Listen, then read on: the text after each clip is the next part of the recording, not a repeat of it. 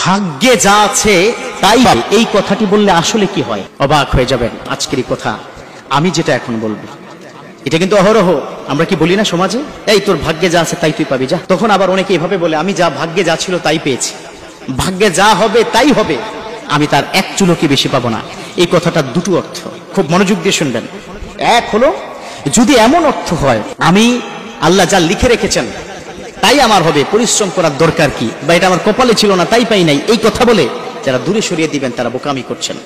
কারণ আল্লাহ কখনো কোনো বান্দার উপর কোনো কিছু চাপিয়ে দেয় না। আল্লাহ বলেছেন লা ইউকাল্লিফুল্লাহু নাফসান ইল্লা ওয়াসআহা, আল্লাহ কোন বান্দার যতটুকু ধারণ ক্ষমতা তার চাইতে বেশি চাপিয়ে দেয় না। অতএব ভাগ্যে যা আছে তাই পাবেন, এই কথাটি এই অর্থে সঠিক নয়। আপনি ভাগ্য, আবার আল্লাহ বলেছেন ইন্নাল্লাহা লা ইউগাইয়িরু বিকাওমিন, কোন কওমকে কোন জাতিকে ততক্ষণ পর্যন্ত তার ভাগ্য পরিবর্তন করে না যতক্ষণ পর্যন্ত সে নিজের ভাগ্য পরিবর্তনের চেষ্টা না করে। একটা ছাত্র পড়াশোনা না করলে ভালো রেজাল্ট করবে না, ভালো রেজাল্ট না করলে ভালো চাকরি পাবে না, তাহলে পড়াশোনা না করলে তার ভালো চাকরি হবে না, ভালো জায়গায় যোগ্য জায়গায় পৌঁছাতে পারবে না। তার মানে তার ভাগ্য পরিবর্তন করার ক্ষেত্রে তার নিজের প্রচেষ্টা লাগবে।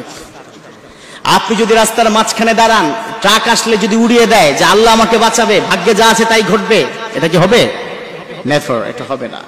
ভাগ্যের উপর যারা বিশ্বনবী নিষেধ করেছেন তোমরা ভাগ্যকে তোমরা কি দোষ দিও না, তো এই বাক্যটা যারা বলছেন ভাগ্যে যা আছে তাই পাবে, এই বাক্যটা এক দৃষ্টিতে কিন্তু শিরক পর্যায়ে পৌঁছে যায়। ভাগ্য পরিবর্তন করবেন আল্লাহ, ঠিক আছে, আপনি নিজের ভাগ্য নিজে পরিবর্তন করার চেষ্টা করবেন। কিভাবে?